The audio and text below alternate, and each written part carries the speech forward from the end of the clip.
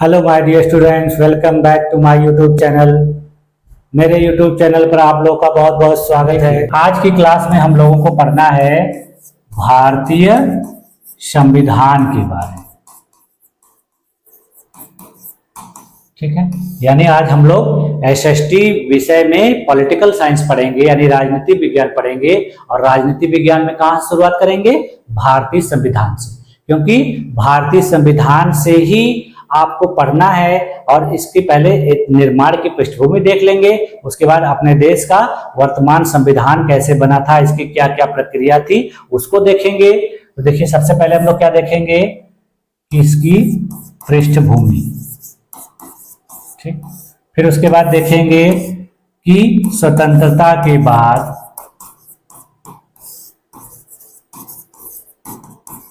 ठीक है संविधान निर्माण की प्रक्रिया। स्वतंत्रता के बाद संविधान निर्माण की प्रक्रिया, ठीक है, ये देखेंगे। इसके बाद हम देखेंगे कि हमारे देश में संवैधानिक प्रावधान,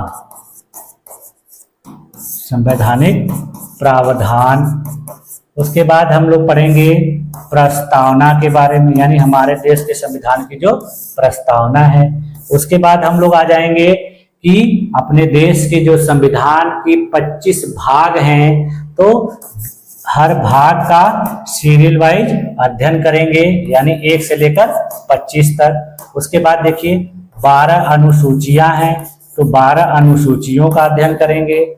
ठीक है, उसके बाद हम लोग जो देखिए, उसके बाद महत्वपूर्ण जो अनुच्छेद हैं, उनका अध्ययन करेंगे। ठीक है, तो ये सारी चीजें हम लोग इस क्लास में देखेंगे। ठीक है, हम लोग को भारतीय संविधान के बारे में अध्ययन करना है, और इसमें हम पृष्ठभूमि, स्वतंत्रता के बाद संविधान निर्माण की प्रक्रिया, संवैधानिक प्रावधान, प्रस्तावना, भाग 1 से लेकर 25, उसके बाद इसमें अनुसूचियां, अनुच्छेद, इतनी सारी चीजें अध्ययन करेंगे। भाग 1 से लेकर 25 तक अध्ययन करने के दौरान ही हमें अपने देश के संविधान का एक संपूर्ण अवलोकन मिल जाए। ठीक है, तो इसी चीजों को हम लोग को देखना है। तो आइए चलिए शुरू करते हैं। सबसे पहले अपने देश के संविधान की पृष्ठभूमि। ठीक है, कहां से शुरू किया जाए? पृष्ठभूमि से। ठीक, भारतीय संविधान का जो विकास हुआ था किस प्रकार हुआ था, यानी भारतीय संविधान की ऐतिहासिक पृष्ठभूमि का अध्ययन आज की क्लास में किया जाएगा।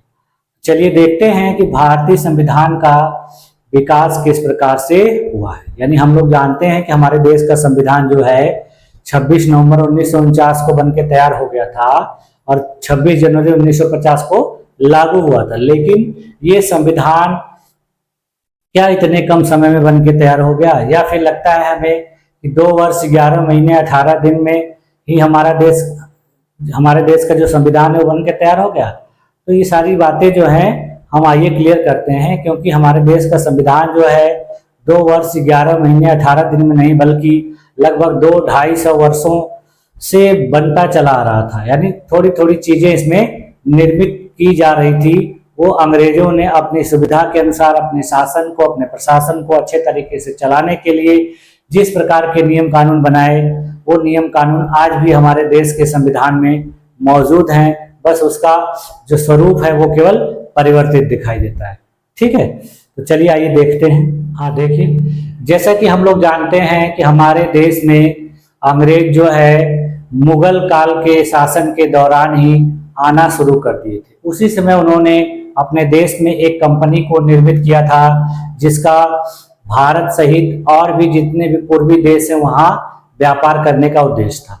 तो इसी कंपनी ने भारत में भी व्यापार करना शुरू किया, और धीरे धीरे जब मुगल साम्राज्य कमजोर होने लगा, तो इस कंपनी ने अपने देश में राजनीतिक प्रभुत्व स्थापित करने का प्रयास शुरू कर दिया, और उसको उस प्रयास में सफलता भी प्राप्त हुई। जब औरंगजेब की मृत्यु हो गई, उसके बाद उसने अपने देश में इसकी शुरुआत बंगाल के नवाब सिराजुद्दौला को युद्ध में हराकर, और फिर उसके बाद प्लासी के युद्ध, बक्सर के युद्ध, इन दोनों युद्धों में विजय प्राप्त की और फिर भारत में अपना राजनीतिक प्रभुत्व स्थापित कर लिया और भारत में शासन करना शुरू कर दिया।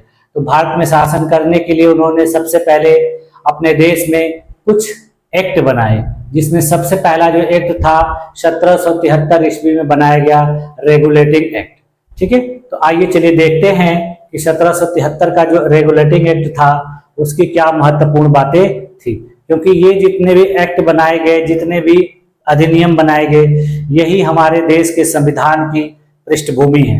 ठीक है, तो इनको हम जान लेंगे, समझ लेंगे, तो हमारे वर्तमान संविधान के बारे में जब अध्ययन करेंगे तो हमें दिखेगा कि देखिए बहुत सारी जो बातें हैं ये पहले से ही चली आ रही थी, जिसको हमारे देश के संविधान में हूबहू स्वीकार कर लिया गया है। ठीक है, देखिए जो शुरुआत की गई थी अपने देश के संविधान निर्माण की, सबसे पहले अंग्रेजों के द्वारा अपने शासन को चलाने के लिए, लेकिन वो चीजें अभी भी हमारे देश के संविधान में दिखाई देती। जैसे देखिए सबसे पहले जो है, देखिए 1773 का रेगुलेटिंग एक्ट अंग्रेजों के द्वारा लाया गया। देखिए इस एक्ट में कहा जाता है कि यह भारत में कंपनी के शासन को नियंत्रित करने के लिए सबसे पहला प्रयास। देखिए तत्कालीन ब्रिटिश प्रधानमंत्री लॉर्ड नॉर्थ द्वारा गोपनीय समिति की रिपोर्ट पर 1773 में ब्रिटिश संसद द्वारा यह एक्ट पारित किया गया। यानी यह एक्ट जो है ब्रिटेन की संसद के द्वारा 1773 ईस्वी में पारित किया गया था। देखिए इसका मुख्य उद्देश्य कंपनी में व्याप्त भ्रष्टाचार एवं कुशासन को दूर करना था। इसका मतलब कि कंपनी के जो अधिकारी थे वो भ्रष्टाचार कर रहे थे, कुशासन के आधार पे भारत में शासन कर रहे थे, तो इन सब चीजों को दूर करने के लिए एक एक्ट लाया गया। यही एक्ट क्या कहलाया था? Regulating act. देखिए इस एक्ट के द्वारा देखिए बंबई एवं मद्रास के प्रेसिडेंसियों को कलकत्ता प्रेसिडेंसी के अधीन कर दिया गया। कलकत्ता प्रेसिडेंसी के प्रमुख को गवर्नर की जगह गवर्नर जनरल कहा जाने लगा। यानी भारत में जो मद्रास और बंबई के गवर्नर थे उनको कलकत्ता के गवर्नर के अधीन कहा जाने लगा और इसको गवर्नर जनरल के नाम से पुकारा जाने लगा। पहले क्या होते थे? अलग अलग गवर्नर थे, अब ये गवर्नर जनरल कहने लगे। फिर देखिए गवर्नर जनरल और उनकी परिषद इंग्लैंड स्थित निदेशक बोर्ड के प्रति उत्तरदायी थी। यानी इंग्लैंड में एक निदेशक परिषद होती थी जिसके अधीन ये गवर्नर जनरल हुआ करता था। आगे देखिए अब इसके तहत देखिए बंगाल प्रेसिडेंसी का पहला गवर्नर जनरल वॉरेन हेस्टिंग को बनाया गया था और इसकी परिषद के 4 सदस्य थे। यानी एक परिषद बनाई गई थी जिसमें वॉरेन हेस्टिंग यानी गवर्नर जनरल और 4 सदस्य थे। 4 सदस्यों में देखिए पहले सदस्य थे फिलिप फ्रांसिस, दूसरे थे मानसन, तीसरे थे बॉरवेल और चौथे थे क्लेवरिंग। देखिए ये सब एग्जाम में क्वेश्चन पूछे गए हैं तो इसीलिए मैंने इसको इसमें शामिल किया है। ठीक है, पूछा गया था कि जो 1773 के रेगुलेटिंग एक्ट के द्वारा जो 4 सदस्यीय परिषद का गठन किया गया था उसके सदस्य निम्न में से कौन थे? तो इस प्रकार से। उसके बाद देखिए इसी एक्ट में एक उच्चतम न्यायालय के गठन का प्रावधान किया गया और इसके तहत 1774 ईस्वी में कलकत्ता में 4 सदस्यीय एक उच्चतम न्यायालय का गठन किया गया। ठीक है, और देखिए भारत में सबसे पहले उच्चतम न्यायालय को गठित करने का प्रयास इसी एक्ट के द्वारा किया गया था। उस समय 4 सदस्यीय उच्चतम न्यायालय का गठन किया गया था और इसका कहाँ किया गया था? कलकत्ता में किया गया था। देखिए स्थापित भारत के पहले उच्चतम न्यायालय के प्रधान न्यायाधीश जो थे सर एलिजा इम्पे थे तथा 3 सदस्य देखिए कौन कौन से थे? पहले सदस्य थे चैम्बर्स, दूसरे सदस्य थे लिमेंस्टर और तीसरे सदस्य थे हाइट। ठीक है, तो ये रही हमारी जो है 1773 के रेगुलेटिंग एक्ट की प्रमुख बातें। ठीक है, इस एक्ट के द्वारा जो कंपनी के अधिकारी थे उनको भी पुरस्कार उपहार लेना रोक दिया गया। यानी वो अपने मर्जी से किसी से पुरस्कार या उपहार नहीं ले सकते थे। ये भी चीजें इसमें शामिल थी। ठीक, अब देखिए इसके बाद देखिए 1781 ईस्वी में एक एक्ट ऑफ सेटलमेंट लाया गया। ये देखिए एक्ट ऑफ सेटलमेंट कुछ अलग से नहीं था बल्कि जो 1773 ईस्वी के रेगुलेटिंग एक्ट में कुछ कमियां रह गई थी उन्हीं को दूर करने के लिए, देखिए रेगुलेटिंग एक्ट की कमियों को दूर करने के लिए इस एक्ट को लाया गया था। ठीक है, इस एक्ट के देखिए, इस एक्ट के अनुसार कलकत्ता की सरकार को बंगाल, बिहार और उड़ीसा के लिए भी विधि बनाने का प्राधिकार प्रदान कर दिया गया। इसका मतलब है कि जो बंगाल की गवर्नर जनरल थे उनको बंगाल तो बनाना ही था, उसके साथ साथ बिहार और उड़ीसा के लिए भी कानून बनाने का अधिकार प्रदान कर दिया। दो चीजें इसकी महत्वपूर्ण थी कि 1773 के रेगुलेटिंग एक्ट में जो कमियां रह गई थी उसको दूर करना और इसके जो कानून बनाने के अधिकार को और बढ़ा दिया। ठीक, अब देखिए अगला देखते हैं 1784 का पिट्स इंडिया एक्ट। ठीक, 1784 का पिट्स इंडिया एक्ट। देखिए पिट्स इंडिया एक्ट ने कंपनी के व्यापारिक एवं राजनीतिक कार्यकलापों को एक दूसरे से अलग कर दिया। यानी अब क्या किया गया कि कंपनी का व्यापारिक और राजनीतिक कार्य बांट दिया गया। देखिए कंपनी के वाणिज्य संबंधी विषयों को छोड़कर सभी सैनिक, असैनिक तथा राजस्व संबंधी मामलों को एक नियंत्रण बोर्ड के अधीन कर दिया गया। यानी केवल वाणिज्यिक कार्यों को छोड़कर बाकी जितने भी कार्य थे वो कहां कर दिया गया, एक नियंत्रण बोर्ड यानी कंट्रोल बोर्ड के। फिर उसके बाद देखिए एक बोर्ड ऑफ डायरेक्टर का गठन किया गया जो व्यापारिक मामलों को देखता था। उसके बाद एक बोर्ड ऑफ कंट्रोल का गठन किया गया जो राजनीतिक मामलों को देखता था। यानी इसके बाद देखिए जो कंपनी के कार्य थे उनका बंटवारा कर दिया गया, प्रशासनिक कार्य किसी दूसरे के हाथ में और व्यापारिक कार्य दूसरे। इसी अधिनियम द्वारा देखिए भारत में जो है सबसे पहले द्वैध शासन की शुरुआत हुई जो 1858 ईस्वी तक विद्यमान। देखिए द्वैध शासन ये है ना कि एक कोर्ट ऑफ डायरेक्टर चलाएगा और एक बोर्ड ऑफ कंट्रोल, दोनों लोग अलग अलग कार्य करेंगे। यही अपने देश में क्या है, द्वैध शासन की शुरुआत मानी जाती है और यह कब तक चलती है, 1858 ईस्वी। 1784 से शुरू होगी, 1858 तक जारी रहे। अब देखिए अगला जो है 1793 का चार्टर एक्ट। ठीक है, इसमें देखिए क्या क्या दिया गया है अधिकार, इसमें क्या क्या चीजें लाई गई। इस एक्ट के द्वारा कंपनी के व्यापारिक अधिकार को 20 वर्ष के लिए बढ़ा दिया गया। इसमें जो कंपनी का व्यापारिक अधिकार था उसको 20 वर्ष के लिए बढ़ा दिया गया। इस एक्ट के तहत बोर्ड ऑफ कंट्रोल के अधिकारियों को वेतन भारतीय कोष से मिलने लगा। यानी इसके जो कानूनी प्रावधान थे उसको 20 वर्षों के लिए बढ़ा दिया गया और जो बोर्ड ऑफ कंट्रोल के अधिकारी थे उनका वेतन कहां से मिलने लगा, भारतीय कोष। यानी भारत में जो भी इनकम होता था, जो भी आमदनी होती थी उसमें खजाने में जो पैसा रहता था उन्हीं से इनको वेतन दिया जाता।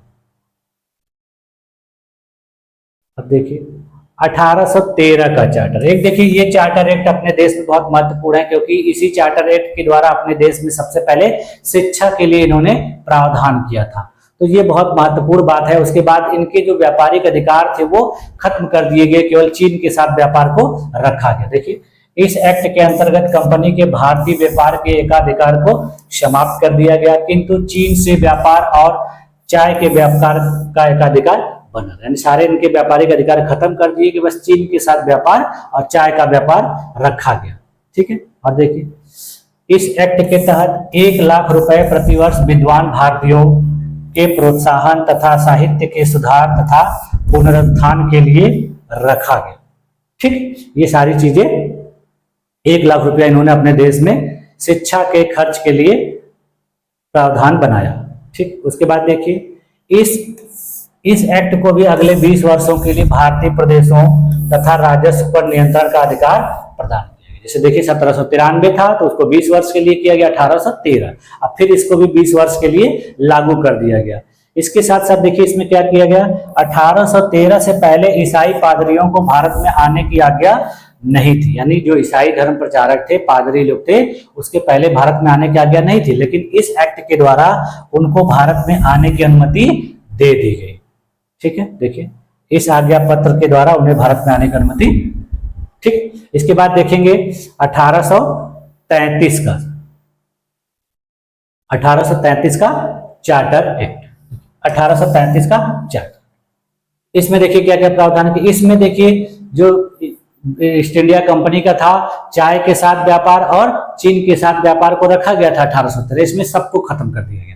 देखिए, भारत में अंग्रेजी शासन के दौरान संविधान निर्माण के प्रथम धुंधले संकेत इस एक्ट में मिलते हैं। यानी संविधान निर्माण का जो थोड़ा थोड़ा संकेत इसी एक्ट के द्वारा हमें दिखने लगता है। इस एक्ट से कंपनी के व्यापारिक एकाधिकार को समाप्त कर दिया गया, उसे भविष्य में केवल राजनीतिक कार्य ही करने थे। यानी जो कंपनी थी ईस्ट इंडिया कंपनी, उसके सारे व्यापारिक अधिकार खत्म कर दिए गए, अब उसको केवल राजनीतिक कार्य करना था। और उसके साथ साथ इसका चीन के साथ व्यापार और चाय का व्यापार भी खत्म कर दिए गए। इस एक्ट के द्वारा भारतीय प्रशासन का केंद्रीकरण किया गया। यानी अब क्या है कि भारत का जो पूरा प्रशासन है वो एक केंद्र से संचालित किया जाएगा, यानी उसका एक केंद्र होगा, और वो केंद्र कहाँ था? कलकत्ता में। ठीक है, अब देखिए, बंगाल का गवर्नर जनरल अब भारत का गवर्नर जनरल बना दिया।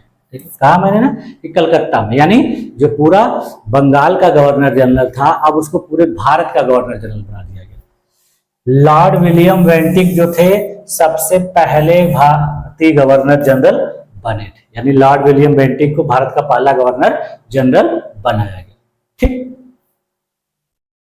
उसके बाद देखिए, विधायी कार्य के लिए परिषद का विस्तार किया गया, जिसमें पहले 3 सदस्यों के अतिरिक्त एक विधि सदस्य जोड़ दिया गया। जैसे अभी मैंने आपको बताया था ना कि 1773 एक्ट में 3 विधायी सदस्य थे, एक गवर्नर जनरल और एक 3 विधायी सदस्य। अब उसमें एक और सदस्य को जोड़ दिया गया, और वो सदस्य क्या होता था?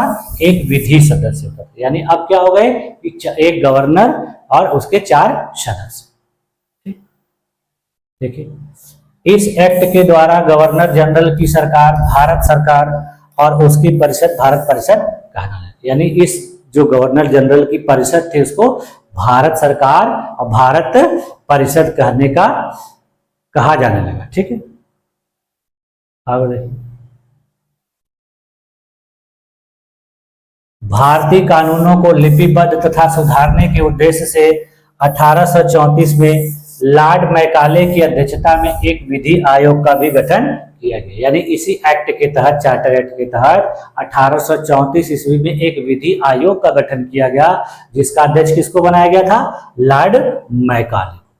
ठीक, अब देखिए अगला जो चार्टर एक्ट है 1853 का चार्टर, यानी इसके बाद देखिए भारत का अंतिम चार्टर एक्ट था। इसका मतलब कि इसके बाद अब भारत में चार्टर एक्ट जारी करने बंद कर दिए गए। ठीक है, और देखिए बंगाल के लिए लेफ्टिनेंट गवर्नर जनरल नियुक्त किया गया। यानी अब भारत का गवर्नर जनरल तो था ही था, अब बंगाल के लिए एक लेफ्टिनेंट गवर्नर जनरल नियुक्त किया गया। विधायी परिषद और कार्यकारी परिषद को अलग किया गया। यानी अब विधायी परिषद और कार्यकारी परिषद दो अलग बना दी। पहले क्या थी कि 3 सदस्यीय परिषद बनाई गई, फिर 4 सदस्यीय बनाई दी गई। अब क्या कर दिया गया? अब विधायी परिषद और कार्यकारी अलग अलग। इसी एक्ट द्वारा सर्वप्रथम संपूर्ण भारत के लिए एक विधानमंडल की स्थापना की गई। यानी इसी एक्ट के द्वारा भारत में एक विधानमंडल की स्थापना की गई। ठीक, देखिए इस एक्ट के तहत देखिए सेवाओं में नामजदगी का सिद्धांत समाप्त कर, यानी पहले क्या होता था, जो सरकारी नौकरियां होती थी उनमें नामजदगी के हिसाब से नौकरी दी जाती थी। अब क्या किया गया कि कंपनी के महत्वपूर्ण पदों को प्रतियोगी परीक्षाओं के आधार पर भरने की व्यवस्था की। ये देखिए क्वेश्चन पूछा गया है कि भारत में सबसे पहले प्रतियोगी परीक्षाएं आयोजित करने का प्रावधान कब किया गया था? तो कब किया गया था? 1853 के चार्टर एक्ट में। देखिए इसके लिए 1854 ईस्वी में मैकाले की समिति की नियुक्ति की गई। यानी इसके लिए मैकाले की अध्यक्षता में एक समिति का गठन किया गया। विधि आयोग का भी गठन देखिए किसके अध्यक्षता में किया गया? मैकाले की अध्यक्षता। ठीक है, अब देखिए आज की क्लास में यहीं तक रखा जाता है। यानी जितने चार्टर एक्ट भारत में अंग्रेजों के द्वारा लाए गए थे, इन्हीं चार्टर एक्ट के आधार पे फिर देखिए जब 1857 की क्रांति होगी और 1857 की क्रांति के समाप्त होने के बाद अंग्रेजों ने भारत में चार्टर एक्ट जारी करना बंद कर दिया और भारत का शासन जो है अब महारानी की यानी ब्रिटेन की जो महारानी थी उनके द्वारा संचालित किया जाने लगा। तो उस जब शासन के लिए नए प्रावधान लाए गए तो उनको भारत शासन अधिनियम के नाम से जाने जाने लगा। और हम लोग अगली क्लास में पढ़ेंगे कि भारत शासन अधिनियम 1858। ठीक है, तो आज की क्लास में मेरे साथ इतने देर तक बने रहने के लिए आप लोगों का बहुत बहुत धन्यवाद। मिलते हैं नेक्स्ट क्लास में।